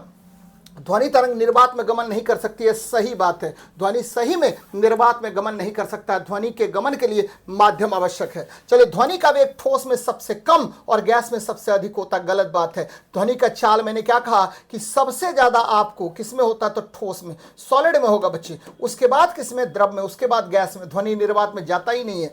आर्द्रता बढ़ने पर ध्वनि के वेग बढ़ जाता है, एकदम सही है बच्चे। अगर आर्द्रता बढ़ेगा, है ना, आपको आर्द्रता बढ़ेगा तो क्या होगा, तो डेंसिटी घटेगा, है ना। ह्यूमिडिटी बढ़ेगा तो डेंसिटी घटेगा, और बच्चे डेंसिटी घटेगा तो ध्वनि की चाल क्या होगी, बढ़ जाएगी। एकदम याद रखिएगा, आर्द्रता के बढ़ने पर ठीक है घनत्व का मान कम हो जाता है, जिसके कारण ध्वनि की चाल बढ़ जाती है। तो ये भी सही है। तो आंसर देखिए क्या होगा, तो भाई ध्वनि का वेग, ठीक है, ये देखिए ये गलत हो गया, पहला भी सही है, तो 1 और 3 आपका सही है। तो आंसर हो जाएगा सी नंबर बच्चे। है ना। देखिए बहुत लाजवाब सवाल है। चलिए, डॉपलर प्रभाव मुख्य रूप से संबंधित है, किससे संबंधित है? तो भैया आपने ठीक है ट्रेन देखा होगा, है ना, सभी बच्चे ट्रेन देखे होंगे बच्चे। तो ये देखिए ऑब्जर्वर है और ये सोर्स है। तो बच्चे स्रोत और श्रोता के बीच अपेक्षिक गति के कारण क्या होगा कि ध्वनि की आवृत्ति आपको बढ़ जाएगी, ध्वनि की आवृत्ति बढ़ जाएगी। यानी स्रोत और श्रोता के बीच अपेक्षिक गति के कारण ध्वनि की आवृत्ति में वृद्धि ही क्या कहलाता है? तो डॉपलर इफेक्ट कहलाता है बच्चे। तो स्रोत और श्रोता के बीच सापेक्ष गति के कारण आवृत्ति में परिवर्तन। अगर स्रोत और श्रोता के बीच, याद रखना सोर्स और ऑब्जर्वर है, इसके बीच दूरी अगर कम होगी, ध्यान में रखना है, इसके बीच दूरी अगर कम होगी तो आपको आवृत्ति का मान क्या होगा? बढ़ जाएगा, है ना। स्रोत और श्रोता के बीच दूरी अगर क्या होगी बच्चे? कम होगी तो आवृत्ति बढ़ जाएगी, और दूरी अगर बढ़ेगी तो आपको क्या होगा? आवृत्ति घट जाएगी। तो देख लीजिए, यह आवृत्ति का बढ़ना और आवृत्ति का घटना, इसी प्रभाव को बोलते हैं डॉपलर इफेक्ट। कौन सा इफेक्ट कहते हैं बच्चे? तो डॉपलर्स इफेक्ट कहा जाता है। एकदम ध्यान में रखिएगा। यानी स्रोत और श्रोता के बीच अपेक्षिक गति के कारण ध्वनि में के आवृत्ति में परिवर्तन को आप क्या कहते हैं? तो भैया इसे ही डॉपलर प्रभाव कहा जाता है। चलिए आगे बढ़ते हैं। देखिए ठीक है, निम्नलिखित आवृत्ति परिसरों का मिलान करें। देखिए बहुत अच्छा सवाल है बच्चे। श्रव्य तरंग कितना होगा? तो भाई मेरे श्रव्य तरंग होता है 20 हर्ज से ले लीजिए और 20,000 हर्ज के बीच या 20 किलो हर्ज के बीच की आवृत्ति को ही मनुष्य सुन सकता है, और इसे ही श्रव्य तरंग कहा जाता है। बहुत अच्छा सवाल है। और भाई अपश्रव्य तरंग किसे कहते हैं? जिसे मनुष्य नहीं सुन सकता बच्चे। 20 हर्ज से कम आवृत्ति की ध्वनि को जिसको कौन सुनेगा? तो गेंडा सुनेगा बच्चे। जिसको कौन सुनेगा? तो हाथी सुनेगा बच्चे। तो ये सब सुनता है बच्चे कौन? तो आपको इंफ्रासोनिक्स यानी अवश्रव्य तरंग। अब देखिए पराश्रव्य तरंग क्या होगा? तो ऐसा तरंग जिसकी आवृत्ति क्या होगा? 20 किलो हर्ज से अधिक होगा या 20,000 हर्ज से अधिक होगा। जिसको कौन सुनेगा बच्चे? तो एक तो कुत्ता सुन लेगा, और कौन सुनेगा? तो एक और लीजिए बच्चे, तो बैट बच्चे। बैट मतलब चमगादड़, है ना, चमगादड़। ठीक है, ये उत्पन्न भी करेगा और सुन भी लेगा बच्चे। तो ध्यान में रखिएगा, अब पराश्रव्य तरंग हो गया। इसको अल्ट्रासोनिक वेव्स कहते हैं, और इसका उपयोग आप किस में करते हैं? तो अल्ट्रासोनोग्राम में भी करते हैं बच्चे। अल्ट्रासोनोग्राम में भी किया जाता है इस ध्वनि तरंग का। तो ध्यान में रखना बच्चे। ए का हो गया कौन? तो भाई मेरे ए का हो गया आपको 3 नंबर, तो ए का 3, और बी का क्या हुआ? 1 नंबर, तो बी का 1, सी का 2। आंसर हो जाएगा कौन? तो ए नंबर होगा, है ना। चलिए आगे बढ़ते हैं। कह रहा प्रकाश के पूर्ण आंतरिक परावर्तन के लिए क्या क्या शर्त है? ध्यान देना बच्चे, बड़ा अच्छा सवाल है। कह रहा कि देखिए प्रकाश के TIR के लिए, टोटल इंटरनल रिफ्लेक्शन के लिए क्या क्या कंडीशन होना चाहिए? बहुत अच्छी बात है बच्चे। तो पहला कंडीशन ये है कि प्रकाश कहां से कहां जाए? तो प्रकाश जाएगा, याद रखना बच्चा, प्रकाश जाएगा कहां से? तो डेंसर से रेयरर में, है ना, सघन से विरल में जाएगा। ध्यान में रखना है, किससे किस में जाएगा? तो सघन माध्यम से विरल में जाना चाहिए। दूसरी बात क्या होगी? तो निश्चित आपतन कोण के लिए, याद रखना बच्चे, आपतन कोण के लिए अपवर्तन कोण का मान, निश्चित आपतन कोण के लिए, ये देखिए आपतन कोण है, ठीक है, अपवर्तन कोण का मान क्या होगा? तो भाई मेरे 90 डिग्री से, है, निश्चित आपतन कोण के लिए अपवर्तन कोण का मान 90 डिग्री से अधिक हो, है, 90 डिग्री से अधिक हो बच्चे। निश्चित आपतन कोण के लिए अपवर्तन कोण का मान 90 डिग्री से अधिक हो, है ना, ध्यान में रखना, 90 डिग्री से क्या होगा? अधिक हो। ये बात हो गई बच्चा। 90 डिग्री होता तो क्रांतिक कोण होता, यानी आपतन कोण जो है वह क्रांतिक कोण से बड़ा हो बच्चे। आपतन कोण का मान क्रांतिक कोण से क्या होगा? बड़ा होगा, है ना। पहली बात क्या हो गई कि प्रकाश कहां से कहां जाना चाहिए? सघन से विरल में। सघन से किसमें जाना चाहिए? विरल में। डेंसर से रेयरर में जाना चाहिए बच्चे। और ठीक है, निश्चित आपतन कोण के लिए अपवर्तन कोण का मान 90 डिग्री से, ये देखिए 90 डिग्री से अधिक होगा, है ना, तभी जाकर के प्रकाश जिस माध्यम से आई है उसी माध्यम में वापस लौट जाएगा। इसका मतलब है कि क्रांतिक कोण जो है, क्रांतिक कोण 90 डिग्री पर ही होता है, तो क्रांतिक कोण का मान जो है ना, जो निश्चित आपतन कोण के लिए अधिक होगा बच्चे। यानी आपतन कोण का मान क्रांतिक कोण से क्या होगा? अधिक होगा। अगर आपतन कोण का मान, ठीक है, अगर क्रांतिक कोण का मान के लिए, क्रांतिक कोण, ये देखिए, अगर आपतन कोण के लिए, किसके लिए? आपतन कोण के लिए आपको अपवर्तन कोण का मान, एंगल ऑफ रिफ्रैक्शन, ये 90 डिग्री हो जाए तो इस आपतन कोण को आप क्रांतिक कोण कहते हैं बच्चे। ध्यान में रखना है, मैंने क्या कहा कि जिस आपतन कोण के लिए अपवर्तन कोण का मान 90 डिग्री होता है उस आपतन कोण को आप क्रांतिक कोण कहते हैं। यानी यहां पर याद रखना है कि आपतन कोण के लिए अपवर्तन कोण का मान 90 डिग्री से अधिक हो, अर्थात ठीक है, आपको आपतन कोण का मान क्रांतिक कोण के मान से क्या होगा? अधिक होगा, है ना। तभी प्रकाश जिस माध्यम से आई है उसी माध्यम में वापस लौट जाएगी। ये याद रखना बच्चे। हीरा का चमकदार दिखना, है ना, 3 घटनाक्रम है जो टीआईआर पर बेस्ड है बच्चे। एग्जाम्पल कौन कौन? तो पहला तो हीरा का चमकदार दिखना, दूसरा क्या बच्चे? तो मृग मरीचिका, याद रखना मृग मरीचिका इसी सिद्धांत पर काम करता है। तीसरा क्या है बच्चे? तो याद रखना ऑप्टिकल फाइबर बच्चे, है ना, प्रकाश तंतु इसी सिद्धांत पर कार्य करता है बच्चे। तो ये ध्यान में रखिएगा। अब देखिए, प्रकाश को सघन माध्यम से विरल में जाना चाहिए, एकदम सही है। आपतन कोण का मान क्रांतिक कोण के मान से अधिक होना चाहिए, ये भी सही है। हीरा का चमकदार होना टीआईआर का उदाहरण, ये भी सही है बच्चे। तो तीनों आपका यहां से क्या हो गया? सही हो गया। तो आंसर क्या होगा? तो 1 2 3, ठीक है, डी नंबर आंसर होगा। देख लीजिए, लाजवाब सवाल है बच्चे, तो आपको खूब मन लगा करके करना पड़ेगा सवाल। चलिए, दर्पण और उनके युग्म में दर्पण और उनके, ठीक है, उपयोग को गलत युग्म को पहचानिए, है ना, गलत युग्म को पहचानना बच्चे। दर्पण और उनके उपयोग के गलत युग्म को पहचाने। अवतल दर्पण बच्चे, अवतल दर्पण का उपयोग किस में करते हैं? तो पहले तो सोलर कुकर में, याद रखना बच्चा, सोलर कुकर में करते हैं, बहुत महत्वपूर्ण है। दूसरा किस में करेंगे? तो भैया सोलर कुकर में तो करते ही करते हैं, साथ में किस में करेंगे? तो भैया इसका यूज करते हैं गाड़ी के हेडलाइट में। गाड़ी के हेडलाइट में किसका यूज करेंगे? तो गाड़ी का हेडलाइट में, ठीक है, पाराबोलिक कण के मिरर का प्रयोग करते हैं। परवलयिक बच्चे, परवलयिक अवतल दर्पण का उपयोग करते हैं, परवलयिक अवतल दर्पण का उपयोग करते हैं, अवतल दर्पण का उपयोग करते हैं किसमें? तो भैया आपके गाड़ी के हेडलाइट में। बच्चे सर्च लाइट में करते हैं, है ना, सर्च लाइट में इसी का उपयोग करेंगे। फिर कौन करेगा बच्चे? ईएनटी डॉक्टर, यानी ईयर नोज थ्रोट का डॉक्टर इसी का यूज करेगा। ईयर नोज थ्रोट का डॉक्टर इसी का यूज करता है बच्चे। तो ध्यान में रखना है कि अवतल दर्पण दाढ़ी बनाने में एकदम सही है, मेकअप मिरर के रूप में किया जाता है, एकदम सही है बच्चे, सही है ना। चलिए, उत्तल दर्पण का उपयोग किस में करते थे? रियर व्यू मिरर में बच्चे। इसको साइड मिरर में किया जाता है, यानी रियर व्यू मिरर में। और किस में करेंगे? तो एटीएम मशीन के ऊपर इसी का यूज करते हैं, एटीएम मशीन के ऊपर इसी का यूज करते हैं। और किस में करेंगे? तो भाई इसका स्ट्रीट लैंप में भी इसी का यूज करते हैं, स्ट्रीट लैंप में इसी का यूज करते हैं, है ना। तो ध्यान में रखिएगा इसको। देखिए, अवतल दर्पण टॉर्च लाइट और हेडलाइट में के रिफ्लेक्टर के रूप में, एकदम सही है ना। उत्तल दर्पण दंत चिकित्सा, गलत बात है। मैंने कहा कि ईयर नोज थ्रोट का डॉक्टर जो है ना वो यूज करता है अवतल दर्पण का, ना कि उत्तल दर्पण का। अवतल दर्पण का यूज करेगा बच्चे, है ना। तो ये ध्यान में रखिएगा। देखिए, एक चीज और याद रखना बच्चे, अगर दर्पण की बात हम लोग कर रहे हैं तो याद रखना है आपको, है ना, कौन सा दर्पण? तो उत्तल दर्पण हमेशा आभासी प्रतिबिंब बनाता है। उत्तल दर्पण यानी कन्वेक्स मिरर, ये कैसा प्रतिबिंब बनाएगा? तो हमेशा जो है ना वह बनाता है आभासी प्रतिबिंब। ध्यान में रखिए बच्चे, आभासी प्रतिबिंब का निर्माण करेगा, आभासी बनाएगा प्रतिबिंब। कैसा बनाएगा? आभासी। और कैसा बनेगा? छोटा बनाएगा। और कैसा बनाएगा भाई मेरे? तो आभासी छोटा प्रतिबिंब का निर्माण करता है ना। कौन? तो उत्तल दर्पण।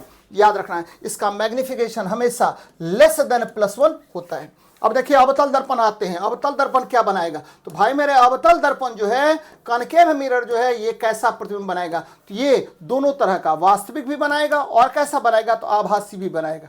वास्तविक प्रतिबिंब और आभासी दोनों प्रकार का प्रतिबिंब बनाता है। लेकिन आभासी प्रतिबिंब कैसा बनाएगा? तो हमेशा बड़ा बनाएगा, वस्तु से बड़ा बनाएगा। ध्यान में रखिएगा, ये क्या होगा? m ग्रेटर देन +1 ऑलवेज होगा, यानी वस्तु से हमेशा बड़ा बनाएगा प्रतिबिंब। और कहां बनाएगा? तो जब पोल और फोकस के बीच में वस्तु रहेगा तभी प्रतिबिंब क्या होगा? बड़ा और आभासी होगा। वास्तविक, ध्यान में रखना बच्चे, ठीक है, कैसा वास्तविक प्रतिबिंब? याद रखना है कि ये हर साइज का बनाएगा, बड़ा छोटा बराबर बनाएगा। बराबर कब बनाता है? जब वस्तु अवतल दर्पण के सेंटर ऑफ कर्वेचर या वक्रता त्रिज्या पर स्थित हो। तो ये बातें ध्यान में रखिएगा। चलिए अगले प्रश्न पर बात करते हैं।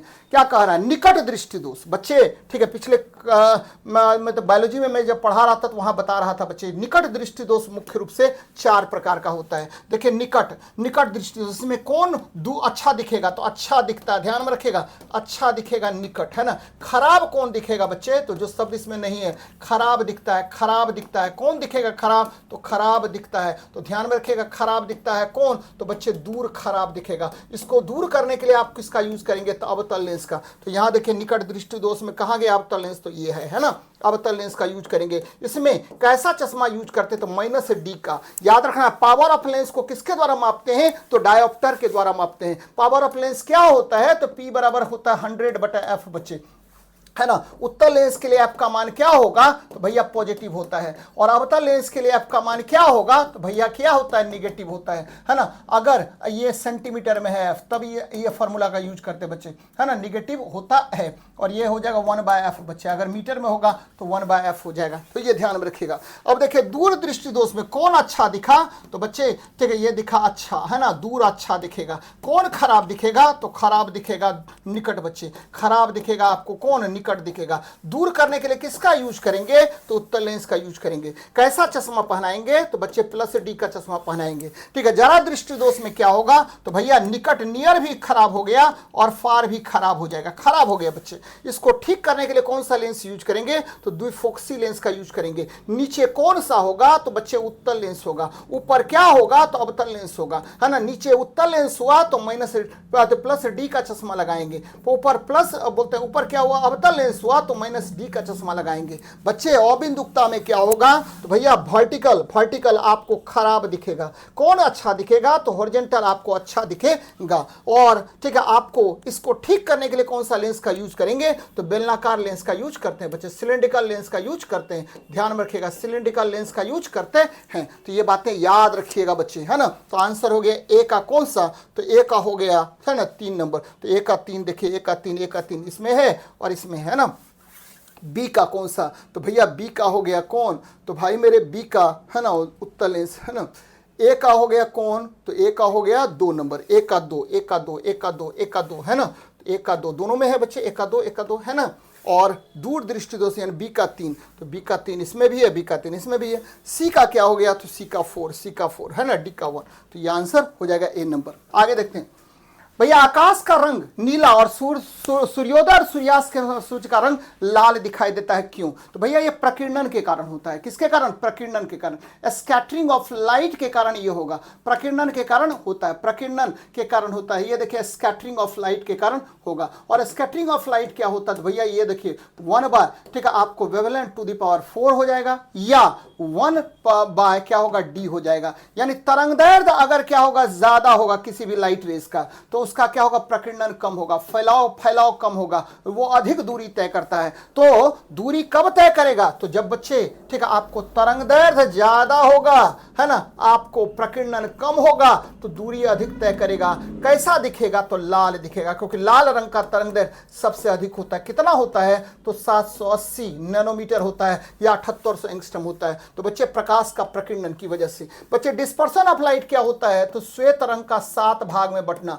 श्वेत रंग का किसमें बंटना, तो श्वेत रंग का 7 भागों में बंटना, 7 भागों में बंटना। इस घटना को क्या कहते हैं, तो ये बच्चे ये कहा जाता है, ठीक है, आपको डिस्पर्सन ऑफ लाइट। प्रकाश का अपवर्तन क्या होता है, जब प्रकाश की किरण एक माध्यम से दूसरे माध्यम में जाती है, तो वेग में परिवर्तन के कारण या तो अभिलंब से दूर भागेगी या अभिलंब की ओर आएगी। इस घटना को प्रकाश का अपवर्तन कहते हैं। प्रकाश का व्यतिकरण किसको कहते हैं, तो बच्चे जब 2 प्रकाश की किरणें एक दूसरे पर अधिरोपित होंगी, तो एक बार ऊर्जा का मान बढ़ जाएगा, दूसरी बार ऊर्जा का मान क्या होगा, घट जाएगा। तो इस ऊर्जा के पुनः वितरण को आप क्या कहते हैं, तो बच्चे प्रकाश का व्यतिकरण कहते हैं। तो बहुत मजेदार सवाल है बच्चे, तो ये ध्यान में रखिएगा। चलिए, बहुत इंपॉर्टेंट है। अभिषेक जी, ठीक है, ऐसे काम नहीं चलेगा गुरुजी, है ना। तो राम गुरुजी से काम नहीं चलेगा। कम से कम 5 बच्चों को जरूर, ठीक है, आप लोग क्या कीजिए, शेयर कीजिए, तब ना मजा आएगा, है ना। ये देखिए क्या कह रहा है क्वेश्चन कह रहा है कि देखिए इंद्रधनुष के निर्माण में प्रकाश की कौन सी परिघटनाएं शामिल होती है। देखिए ये देखिए, अभी तुरंत वर्षा हुई है और वर्षा की बूंदें आकाश में लटकी हुई है और सूर्य की तिरछी किरणें इस पर पड़ती हैं। तो जब पड़ेगी तो क्या होगा, तो भाई एक बार अपवर्तन यहां पर हो गया, फिर घुसा, ये अपवर्तन हो गया, और बच्चे फिर क्या हुआ, पूर्ण आंतरिक परावर्तन हो गया, जिसके कारण प्रकाश क्या होगा, 7 रंगों में टूट गया बच्चे। तो यहां देखिए क्या क्या हुआ, पहला तो अपवर्तन होगा, है ना, दूसरा क्या हुआ, TIR हो गया, पूर्णांतरिक परावर्तन, तीसरा देखिए 7 रंग में टूट गया। ऊपर ठीक, अगर प्राइमरी इंद्रधनुष है तो ऊपर लाल और नीचे क्या हुआ, बैगनी प्राप्त होता है बच्चे। तो ये ध्यान में रखना है बच्चे, ये क्या हुआ, डिस्पर्सन बोलते हैं। तो कितना घटनाक्रम हुआ, तो अपवर्तन, दूसरा पूर्णांतरिक परावर्तन, तीसरा वर्ण विक्षेपण, है ना। तो ध्यान में रखना बच्चे ठीक कि यह अपवर्तन, विक्षेपण और पूर्णांतरिक परावर्तन के कारण प्राप्त होता है और सूर्य के विपरीत दिशा में बनेगा। 12 बजे इंद्रधनुष से नहीं बनेगा बच्चे, क्योंकि सीधी रेखाएं जलबूंद पर पड़ेगा। तो ठीक है, उसी रेखा का ये होगा जो तिरछी होगी, यानी तिरछी रेखा का ही अपवर्तन होगा। 12 बजे आपका इंद्रधनुष नहीं बनेगा। इंद्रधनुष में ऊपर कौन सा रंग होगा? तो लाल ऊपर, बैगनी नीचे होता है। तो ये बातें ध्यान में रखिएगा। आगे बढ़ते हैं। विद्युत परिपथ में फ्यूज तार के गुण होने चाहिए। भाई मेरे, फ्यूज तार में किसका यूज करते हैं? मैंने कई बार कहा है कि देखिए, फ्यूज वायर जैसे ही चर्चा हो ना, तो आपको 2-3 बातें याद रखनी चाहिए। कैसे जोड़ेंगे? तो श्रेणीबद्ध क्रम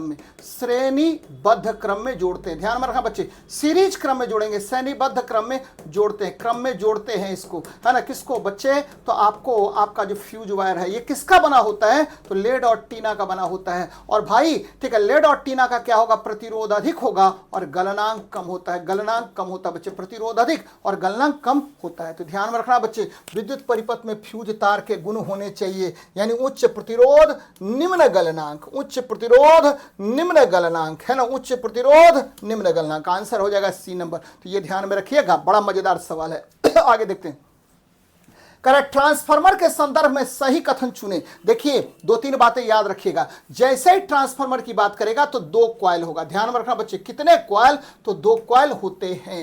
एक को बोलते हैं प्राइमरी कॉइल और दूसरे को बोलते हैं सेकेंडरी कॉइल। और ये किस सिद्धांत पर काम करता है? तो भाई मेरे, ट्रांसफार्मर जो है ये काम करेगा आपको, है ना, किस पर? तो भैया ये अन्योन्य प्रेरण या म्यूचुअल इंडक्शन पर काम करता है। अन्योन्य प्रेरण पर काम करता है, म्यूचुअल इंडक्शन पर काम करता है। बराबर क्वेश्चन पूछेगा कि आपका ट्रांसफार्मर किस सिद्धांत पर काम करता है? तो भैया म्यूचुअल इंडक्शन, अन्योन्य प्रेरण पर काम करता है। बहुत अच्छी बात है। और ये क्या करता है? तो भाई साहब यह जो है आपको क्या करेगा? तो भैया आपको पोटेंशियल के मान को बढ़ाता है ना। और भाई ठीक है, पोटेंशियल के मान को बढ़ाएगा या पोटेंशियल का मान देखिए ठीक अधिक होगा तो धारा अपने कम हो जाएगा, और पोटेंशियल के मान को क्या करता है? तो घटाता है। ये देखिए, अधिक पोटेंशियल को कम पोटेंशियल में बदलेगा विभवांतर को, और यहाँ धारा क्या होगा बच्चे? अधिक हो जाएगा, है ना। अब देखिए ये कैसे क्या काम कर रहा है? तो उच्च विभवांतर, है ना, उच्च विभवांतर या हाई पोटेंशियल लो करंट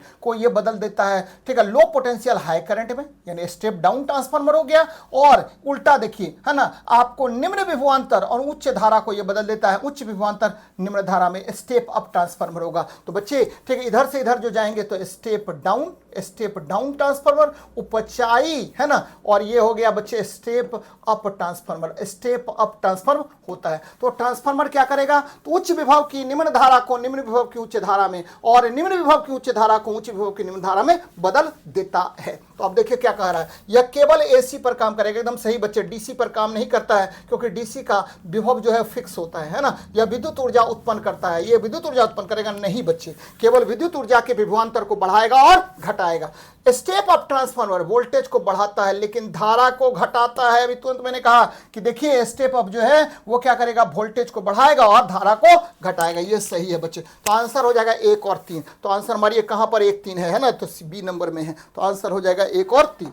आगे देखते हैं, कह रहा विद्युत हीटर और बल्ब के फिलामेंट किस सामग्री के बने होते हैं? तो भाई साहब सबसे पहले तो जान लीजिए कि विद्युत हीटर का तार जो है ना नाइक्रोम का बनता है। इलेक्ट्रिक हीटर का वायर जो है ना किसका बनता है? तो नाइक्रोम का। इलेक्ट्रिक हीटर वायर किसका बना होगा? तो हीटर वायर बना होता है नाइक्रोम का। निकेल प्लस क्रोमियम के बने होते हैं।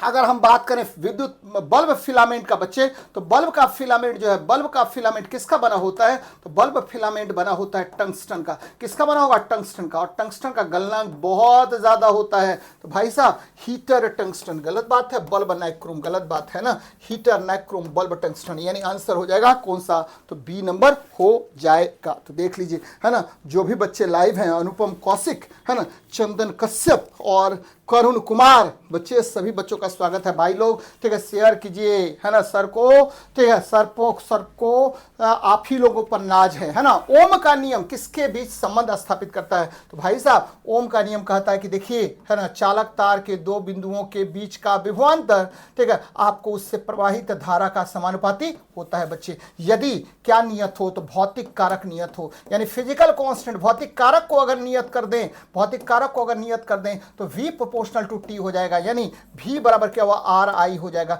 जहां आर क्या है तो बच्चे प्रतिरोध है, आर क्या है, प्रतिरोध होता है, और आर बराबर क्या होगा तो V बटा आई होता है ना। आर का मान क्या हो जाएगा, वोल्ट पर एम्पियर हो जाएगा, जिसे ओम कहते हैं। तो विद्युत धारा और समय गलत बात है, विभवांतर और विद्युत आवेश ये भी गलत बात है। विभवांतर और विद्युत धारा के बीच संबंध स्थापित करता है, यानी V प्रोपोर्शनल टू आई हो जाएगा भाई मेरे। तो आंसर आपका सी नंबर हो जाएगा। आगे देखते हैं, चुंबकत्व के संदर्भ में है ना क्या होता है, स्वतंत्र रूप से लटका हुआ चुंबक सदैव उत्तर दक्षिण दिशा में ठहरता है। एकदम सही है बच्चे। चुंबकीय क्षेत्र रेखाएं ध्यान में रखिएगा थोड़ा सा, देखिए बड़ा इंपॉर्टेंट है बच्चे। चुंबकीय क्षेत्र रेखाएं क्या होती है, तो भाई मेरे चुंबकीय क्षेत्र रेखाएं अगर चुंबक के बाहर की बात करेंगे तो नॉर्थ से स्टार्ट होगा है ना, और साउथ के तरफ जाएगा चुंबक के बाहर, लेकिन चुंबक के अंदर क्या होगा तो यह दक्षिण से उत्तर की ओर गमन करता है। तो ध्यान में रखिए, चुंबकीय क्षेत्र का उत्तरी ध्रुव से निकलती है और दक्षिणी ध्रुव में प्रवेश करती है। एकदम सही है बच्चे। और चुंबक के बाहर है ना, चुंबक के बाहर लिखा हुआ भी है, तो आंसर ए भी सही है और बी भी। लेकिन ठीक है, आपको कथन का कारण ये नहीं है, दोनों अलग अलग सही है बच्चे। तो क्या कह रहा है कि दोनों कथन सत्य है, सही है ना। चलिए अच्छी बात है, आगे बढ़ते हैं। करा नाभिकीय विखंडन और संलयन में क्या अंतर है बच्चे, तो नाभिकीय विखंडन में एक भारी नाभिक क्या होता है, उस पर धीमी गति का न्यूट्रॉन आघात करता है और यह नाभिक दो भागों में टूट जाएगा और उच्च परिमाण में यहां पर ऊर्जा उत्पन्न होता है। जबकि संलयन में क्या होगा तो दो छोटे छोटे नाभिक आपस में संलयित होकर उच्च तापमान पर एक बड़ा नाभिक का निर्माण करता है और इस प्रक्रिया में ह्यूज अमाउंट ऑफ एनर्जी बाहर निकलता है। तो परमाणु बम नाभिकीय विखंडन के सिद्धांत पर कार्य करता है, सही है। परमाणु बम का निर्माण ओपेनहीमर ने किया था, बताया भी है मैंने। सूर्य और तारों में ऊर्जा का स्रोत क्या है, तो भाई मेरे सूर्य और तारों की ऊर्जा का स्रोत नाभिकीय संलयन है, एकदम सही है ना। और हाइड्रोजन बम नाभिकीय, ये गलत बात बच्चे, हाइड्रोजन बम भी नाभिकीय संलयन पर ही आधारित है। परमाणु बम आपको आधारित है किस पर, तो ठीक है नाभिकीय विखंडन पर। जबकि आपको याद रखना बच्चे, हाइड्रोजन बम का निर्माण किया किसने, एडवर्ड टेलर ने। परमाणु बम का निर्माण किसने किया, ओपेनहीमर ने, है ना। तो ये बातें याद रखिएगा। आंसर हो जाएगा कौन, तो बच्चे एक सही हो गया और दो सही हो गया। आंसर हो गया एक और दो, दोनों, है ना। चलिए अच्छी बात है, आगे बढ़ते हैं।